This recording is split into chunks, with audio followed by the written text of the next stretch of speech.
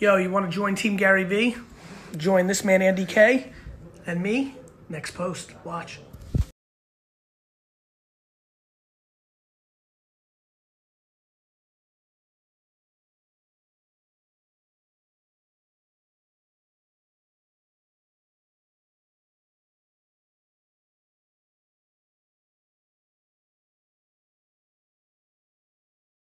I'm being dead serious with you. Every single day, I said this today earlier, I probably once a week to 4 times a week sit there truly in the shower, on a flight, when I wake up. Some people meditate, right? Some people work out, right? To deal with whatever anxieties or thoughts they have. I actually sit and truly try to convince myself that I have lost one of the 5 most important people in my life. And that is the biggest thing I do that leads to the biggest happiness I have.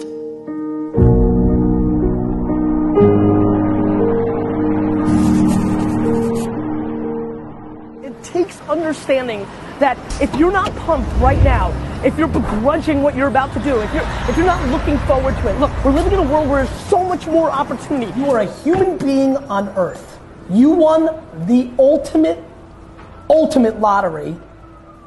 And you're not driven, and you're not fired up, and you're not going for it, and you're willing to sit like a lump and just wait till you die, you suck. Let me tell you something about complaining and crying that's really, really gonna hurt for all you complainers out there.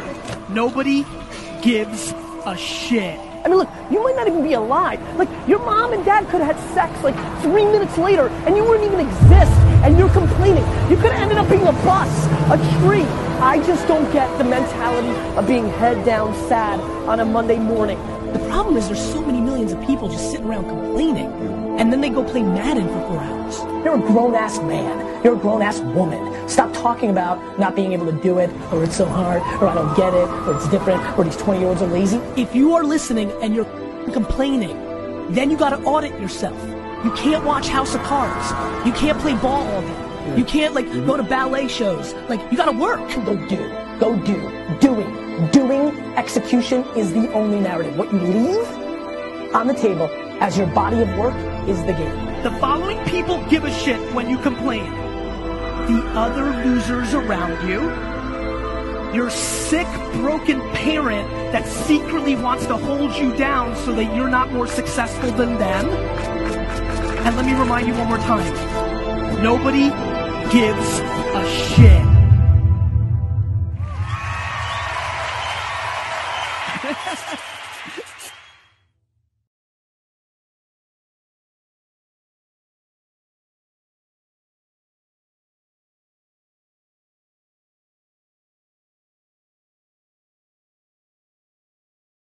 We need this. Fuck Chicago. Fuck the home.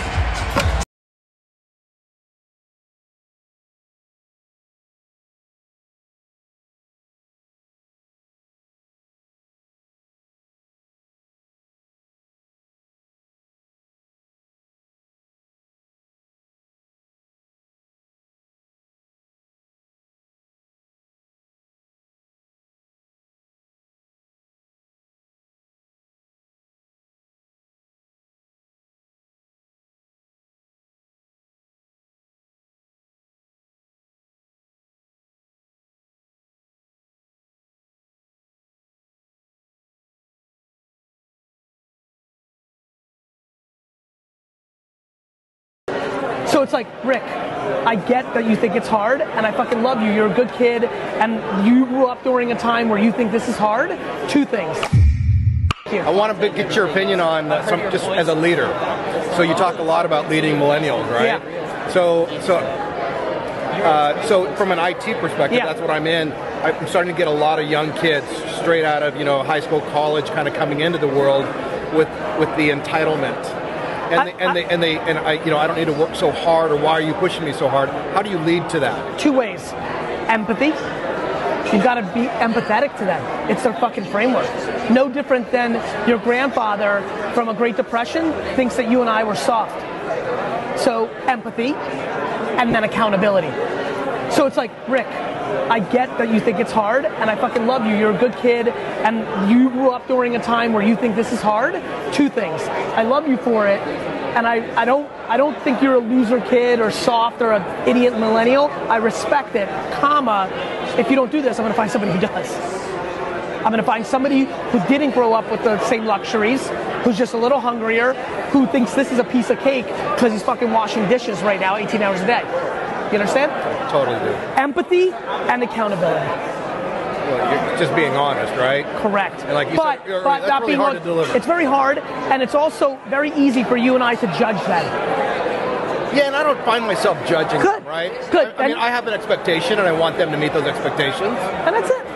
Right? And that's it. But you can also acknowledge that they grew up in an era of prosperity, which may contextually make this seem hard.